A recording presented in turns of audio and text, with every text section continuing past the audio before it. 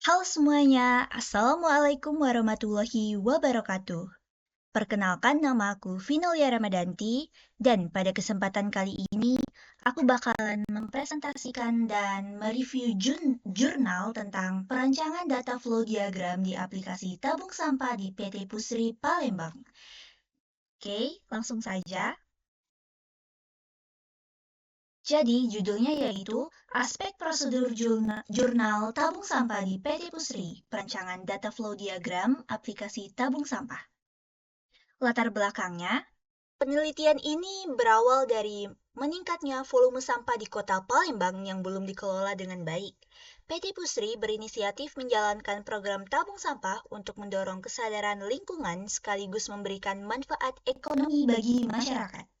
Namun, proses pencatatan dan transaksi masih dilakukan secara manual, sehingga kurang efisien dan sering menimbulkan kesalahan.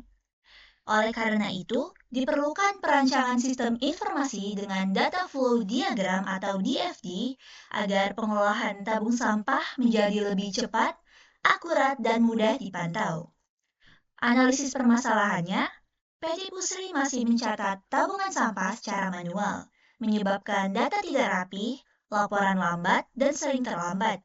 Volume sampah terus naik, fasilitas terbatas, serta kesadaran masyarakat dan karyawan masih rendah, sehingga program tabung sampah kurang efektif. Apa sih yang harus dilakukan? Dalam jurnal ini dilakukan analisis kebutuhan sistem tabung sampah di PT Pusri melalui observasi, wawancara, studi kasus, dan studi literatur. Sistem dirancang menggunakan flowchart, DFD, ERD, dan data dengan bantuan tools seperti Draw.io.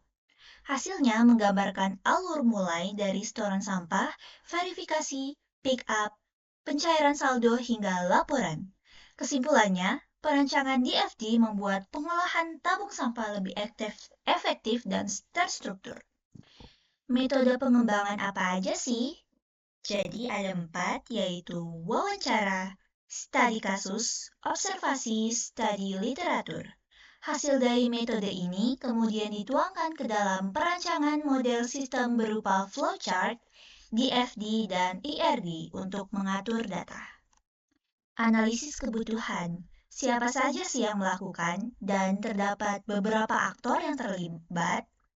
Jadi, pendataan sampah yaitu jenis, berat, tanggal konfirmasi ke nasabah, pick up sampah, jadwal pengambilan data akurat yaitu waktu, lokasi, dan jumlah, pencairan saldo yaitu verifikasi ketat, proses cepat dan aman, pencairan transaksi, filter berdasarkan tanggal, jenis, dan nomor rekening.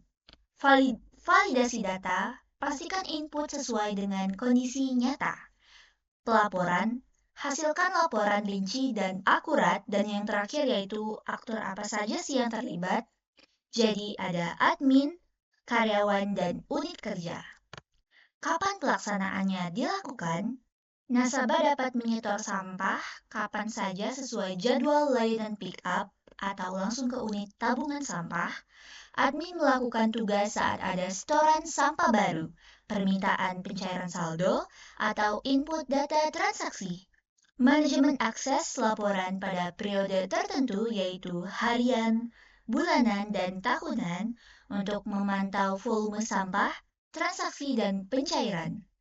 Bagaimana keuangan melakukan validasi dan pencairan saldo setelah transaksi diverifikasi. Bagaimana pelaksanaannya dimulai? Pelaksanaan aplikasi tabung sampah atau PT Pusri dimulai saat nasabah login atau registrasi. Kemudian memasukkan data setoran sampah, sistem mencatat data tersebut ke dalam database, lalu admin memverifikasi setoran dan menambahkan saldo.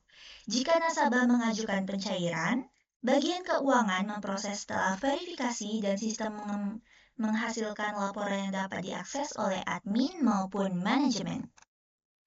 Nah, seberapa banyak kuantiti aktivitas tersebut dilakukan? Jadi, di jurnal ini, mereka membuat DFD level 0 sampai level 3. Jadi, ini implementasi DFD level 0-nya. Dan yang ini adalah implementasi DFD level 1. Pendataan sampah proses 1 tujuannya mencatat informasi mengenai setiap jenis sampah yang dihasilkan oleh nasabah. Lanjut ke proses 2-nya yaitu menampilkan data sampah kepada nasabah atau pihak yang berkepentingan. Nah, yang di sini implementasi DFD level 2. Proses 1-nya menjelaskan secara rinci bagian proses pick up sampah dijalankan termasuk penjadwalan, rute, dan penanganan sampah.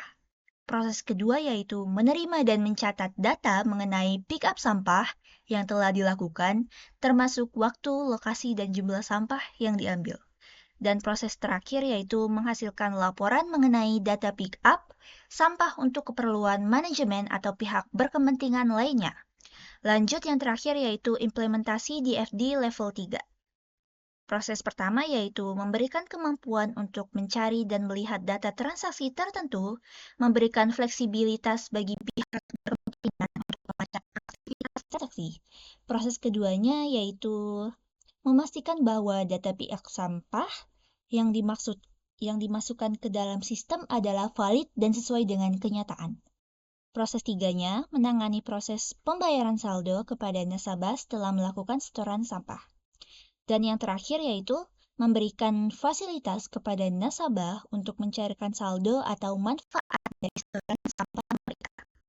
Yang terakhir ada proses 5, yaitu menghasilkan laporan yang mencakup data transaksi untuk keperluan manajemen atau audit. Oke, mungkin itu saja review jurnal hari ini. Terima kasih yang sudah mau menonton. Maaf jika ada salah kata, dan saya akhiri. Wassalamualaikum warahmatullahi wabarakatuh. Dadah.